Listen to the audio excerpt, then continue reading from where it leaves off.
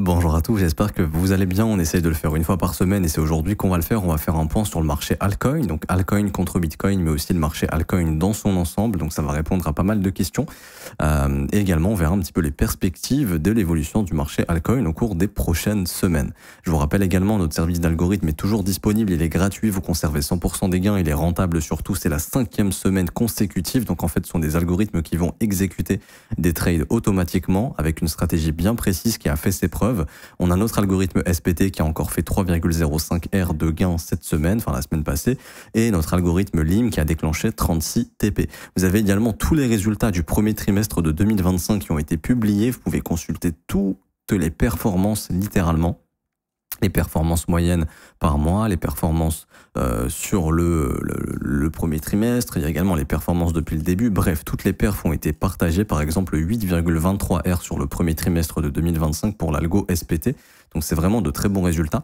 Pour obtenir ces algos, c'est simple, c'est le premier lien en commentaire épinglé, donc tous les liens utiles concernant mon contenu. Vous cliquez sur ce lien, ça vous ramène sur cette page. Il faut juste s'inscrire sur BitGet via notre lien partenaire. Vous remplissez email, mot de passe, vous créez votre compte, validez votre KYC sur la plateforme ensuite. Et ensuite, il faut juste cliquer sur Obtiens nos algos trading 100% gratuitement. Vous renseignez prénom, email, identifiant BitGet, vous cliquez sur Rejoindre.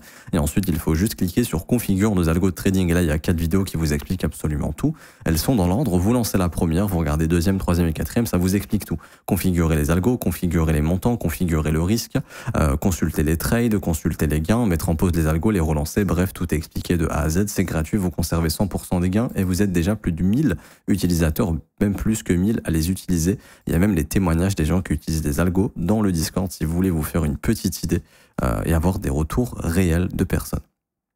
Alors, pour venir sur Others BTC, alors qu'est-ce que ça signifie? Comme d'hab, je l'explique rapidement. On a tout le marché on a le marché des altcoins qui va du top 10 jusqu'au top 125 si je dis pas de bêtises. Bref, c'est pour avoir une représentation du marché altcoin dans sa globalité.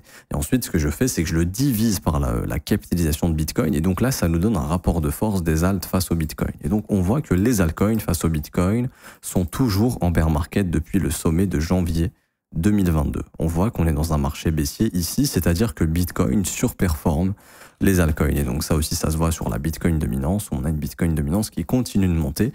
Et donc ça, c'est normal, puisque ça, c'est cohérent, c'est favorable. En fait, la politique monétaire actuelle est favorable à ce genre de mouvement de prix.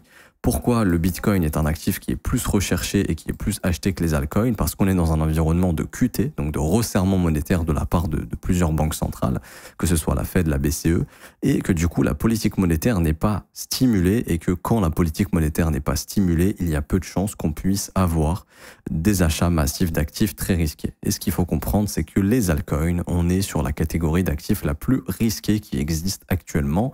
C'est vraiment des actifs hyper risqués qui peuvent être hyper rentables ou faire perdre énormément d'argent, hein, soit l'un soit l'autre.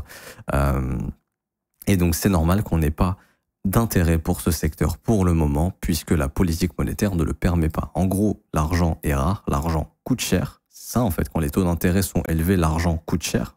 Emprunter de l'argent coûte des intérêts qui sont élevés et du coup on va pas acheter tout et n'importe quoi. Par contre, quand l'argent n'est pas cher, on le balance n'importe où. Et c'est ce qui fait qu'on a des alt seasons. Et si à chaque fois on regarde, l'alt season intervient quand la politique monétaire y est favorable. Et donc là, cette politique monétaire n'y est pas. Alors là, la global net liquidity réaugmente un petit peu, ce qui est intéressant, mais on n'est toujours pas sur un QE. Et en fait, là, la Fed a annoncé qu'elle allait augmenter ses taux d'intérêt en fin 2021, début 2022. C'est ici qu'on a eu le top des altcoins face au Bitcoin. Et donc là, la Fed a annoncé le 1er avril sa première réduction de QT. Ça veut dire quoi? Ça veut dire que la Fed va de moins en moins réduire les liquidités disponibles pour les marchés. Et donc ça, c'est une première bonne nouvelle, hein. Donc ça, c'est début du QT. C'est ce qui a complètement mis à terre le marché altcoin, enfin ce qui a lancé notre marché baissier sur les alts. Et donc là, c'est le ralentissement du QT. Et encore une fois, c'est crescendo. C'est pas ralentissement du QT et demain un méga QE, hein, parce que là, tout le monde s'attend à ce qu'il y ait un méga QE. C'est pas probable tout de suite. Si jamais c'est le cas, c'est qu'il y a une crise avant, type Covid. Et je vous laisse revoir ce qui s'est passé ici sur le... Bon là, ça se voit pas sur Others BTC, hein, mais vous vous souvenez de ce qui s'est passé en mars 2020, quand il y a eu Covid et que la Fed a dû nous relancer un QE magique express. Et donc la prochaine étape, ce serait par exemple plus de QT. Et donc là, il y a eu un speech de Powell cette semaine justement qui dit que l'économie tourne toujours bien, l'inflation reste leur premier problème, le marché du travail reste fort, donc il n'y a pas de raison de baisser les taux tout de suite trop agressivement, et que Powell, dans le meilleur des cas, pourrait ralentir encore le QT si nécessaire pour assurer la stabilité des marchés financiers, mais c'est le maximum qu'il va faire. Donc la Fed indique en gros que le maximum qu'ils vont faire, c'est ralentir le QT encore si besoin, si vraiment les marchés sont en difficulté, mais pas de QE est prévu pour le moment parce qu'en fait Powell ne veut pas recréer de l'argent avec des taux d'intérêt élevés. Et ça casserait un peu le travail qui a été fait des précédents mois pour faire baisser l'inflation. Du coup, théoriquement, la prochaine étape, c'est la fin du QT. Alors ça sera quand? J'en sais rien, ça peut être dans 3 mois, ça peut être dans 6 mois. Bon, théoriquement, l'inflation continue de bien baisser. Si jamais les tarifs de Trump sont pas une catastrophe au niveau de l'inflation aux États-Unis, la Fed va pouvoir baisser les taux d'intérêt doucement et peut-être nous donner la fin du QT, peut-être fin 2025. Donc allez, on va spéculer sur une fin de QT fin 2025. Et donc plus on se rapproche de la fin du QT et du début du prochain QE, plus on sera proche de notre bottom sur le marché altcoin. Ça, il faut bien le comprendre. Donc là, ici, dans quelques semaines, quelques mois, alors ça continue de baisser, après on fera le point technique, mais d'ici quelques semaines, quelques mois, on sera de plus en plus proche du prochain QE. Par exemple, ça se trouve, le prochain QE, il va être au niveau de l'entrée ici. Donc vous voyez, plus on s'en rapproche, plus on se rapproche d'un bottom et plus on repartira ensuite à la hausse probablement. Et du coup, ça c'est important de le comprendre. Et maintenant, quand on vient faire un point technique, alors ça je retire, parce que là c'est factuel, ça, ralentissement de QT et début du QT, on vient voir un peu ce qui se passe sur les alts face au Bitcoin. Et donc on avait parlé justement d'un range qui a été cassé au sud, il y avait un support qui s'est formé qui a été cassé. Et en fait, quand cette charte elle baisse, ça veut dire quoi? Ça veut dire que les altcoins baissent face au Bitcoin. Donc si le Bitcoin monte face au dollar, les altcoins montent également face au dollar, mais moins que Bitcoin, voire les altcoins font du surplace, voire certains altcoins, malgré la hausse du Bitcoin, ces altcoins-là chutent. Par contre, quand le Bitcoin chute et que cette charte chute, ici, ça indique que les altcoins chutent plus que Bitcoin. Donc si Bitcoin perd 10%, les altcoins en perdent 20, 25, 30 par exemple. Donc là, c'est ce qui s'est passé récemment sur la chute qu'on a eue justement début avril. Le marché altcoin a perdu plus de valeur que Bitcoin, ce qui fait qu'on a un Bitcoin qui a été passé de ici, grosso modo, 83 000 à 74 000, donc on a perdu 10%. On a pas mal d'altcoins qui ont perdu 15, 20, 25, 30%. Et depuis, le marché altcoin rebondit, mais est-ce qu'il rebondit plus que Bitcoin? La réponse pour le moment est non. C'est-à-dire qu'on a eu un retest du support qui a été cassé, qui est devenu une résistance, et le marché a refait un nouveau plus bas. Ce qui fait qu'on est dans un range. On avait un range entre ces deux bornes, et du coup, maintenant, on a un range entre ces deux bornes. Et la question, c'est est-ce que sur ce bad range, le marché des alts va réussir à se reprendre? Si oui, vous devriez voir le marché altcoin reprendre un petit peu de force face au Bitcoin, temporairement. On ne parle pas de bull run, reprise haussière, ce serait déjà de revenir tester la résistance, et si jamais on arrive à retester la résistance et à repasser, ce serait tester cette résistance ici, donc ce serait une performance du marché alt face au Bitcoin. Donc ça, c'est ce qu'il faudrait observer. Donc ça, c'est juste le rapport de force des altcoins face au Bitcoin. Maintenant, les altcoins elles-mêmes, d'ailleurs, oui, dernier truc que je précise, ici, sur ce graphique Orders BTC, et ça c'est des traces et on voit que c'est bossé actuellement, ici on a eu le breaker block de 2021 qui a lancé l'alt season qu'on avait eu. Et vous voyez que le marché a une mémoire et qui continue de bosser cette zone là. Si cette zone, elle saute, il y a énormément de chances de revenir sur les plus bas de décembre 2020. C'est-à-dire que les altcoins vont revenir face au Bitcoin sur leur niveau de décembre 2020. Donc ça serait pas top. Ce serait pas top, ça annoncerait une baisse du marché alt d'environ de 30% face au Bitcoin. Si ça arrive, c'est à prendre en compte. Donc là, on est vraiment sur des niveaux de prix où on aimerait que le marché alt bottom face au Bitcoin. Vraiment. Là, il faut vraiment se réveiller. C'est ici qu'il faut se réveiller. Il faut arrêter d'être faible sur les alts parce que sinon, ça va continuer de chuter face au Bitcoin. Et si Bitcoin repart à la baisse, la chute sera encore plus importante sur les altcoins et c'est ça qui est compliqué. Parce qu'on voit qu'on a bottom sur les plus bas de décembre 2020 et qu'on avait bottom également sur les plus bas de août 2019. Donc là, on a vraiment des zones où à plusieurs reprises, le marché alt s'est repris. Et donc là, vous avez ce breaker qui est en train de maintenir les prix. Donc on veut absolument que le prix se reprenne. Si on repasse dessous, ce sera un signal de continuation à la baisse pour les alts face au BTC. Il y a également ETH BTC, bien évidemment, très bon indicateur pour le marché altcoin. Et même ETH subit, Ethereum est en train de subir ce cycle monétaire justement de QT. Parce que, encore une fois, Ethereum est un altcoin. Alors, je sais que beaucoup n'aiment pas qu'on dise ça, mais c'est vrai. Ethereum est un altcoin. Il y a Bitcoin et il y a les autres. Je suis pas pro Bitcoin. Enfin, oui, je suis pas pro Bitcoin en soi, je m'en fous. Mais c'est factuel. C'est-à-dire que Bitcoin, c'est Bitcoin et les autres sont des altcoins. Même si, bon, je pense qu'on peut mettre Ethereum à part, mais bref. En tout cas, les institutions, on le voit comme ça. On voit Bitcoin comme une classe d'actifs maintenant, comme un indice américain. C'est-à-dire que c'est un actif qu'ils peuvent acheter quand ils estiment qu'il y a des perspectives de progression de l'économie et de performance du côté des indices américains. Quand les institutions pensent que les indices américains sont surévalués, ils vendent du Bitcoin. Ça, on le voit sur les ETF. Et quand c'est pas le cas, ils rachètent du Bitcoin. Donc c'est intéressant, ça. Et on voit que c'est pas le cas avec ETH. Donc on voit vraiment qu'il y a une dissociation qui est faite entre Bitcoin et Ethereum, mais c'est normal. Bitcoin, c'est Bitcoin et Ethereum est considéré comme un altcoin pour les institutions et c'est pour ça qu'il est aussi faible. Et lui, ETH, serait à mon avis pas très loin d'aller déloger les plus bas de 2019 qu'on a identifié ici, autour des 0,01615. Donc là, ça veut dire que ETH BTC pourrait perdre encore à peu près 15%. Et donc, tant que ETH BTC n'a pas bottom, je pense que le marché des alts face au Bitcoin ne bottomera pas. Parce qu'on voit que quand ETH est bullish face à Bitcoin, globalement, le marché altcoin est bullish face au Bitcoin. Par contre, quand Ethereum est bearish face au Bitcoin, très souvent, on a la même chose sur le marché des alts. Je parle pas vraiment de façon synchronisée tous les jours, mais je parle surtout d'une façon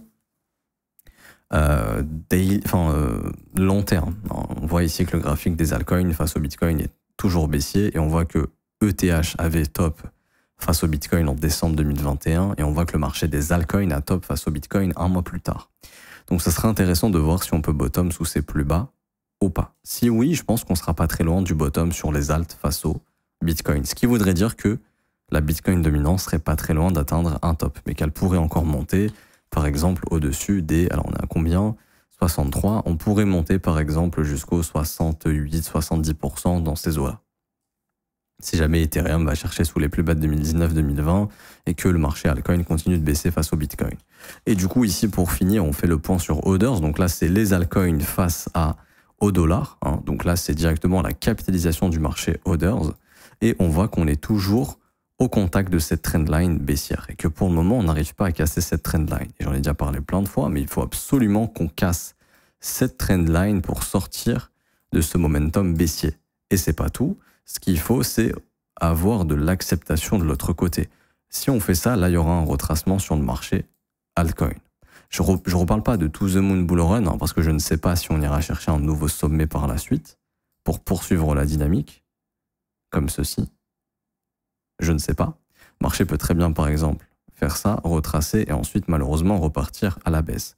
Ça, c'est important de le comprendre. Donc, l'idée serait quand même d'avoir un retracement, peut-être dans les 320 milliards, allez, 280 voire 300 milliards de valorisation. Si on arrive à casser la trendline, ce serait bien parce que là, on aurait pour la première fois notre creux ascendant. Et si Bitcoin se bouge, le marché altcoin pourrait se bouger et là, on aurait une belle structure avec la cassure de la trendline et ensuite, il n'y aurait plus qu'à retracer. Par contre, si on n'arrive pas à casser la trendline, théoriquement, la dynamique reste baissière. Donc, l'objectif serait de faire un nouveau plus bas. Et à ce moment-là, la prochaine zone de purge sera le plus bas du 5 août. Donc, c'est-à-dire de revoir un marché altcoin qui viendrait valoriser sous les 150 milliards. Ce qui voudrait dire qu'on passerait de 200 à 150 milliards. Donc, on aurait une baisse généralisée du marché altcoin de 25%. Je ne peux pas vous dire ce qui va se passer. Pour moi, ça va énormément dépendre de Bitcoin. Bitcoin est dans des zones de retournement assez importantes.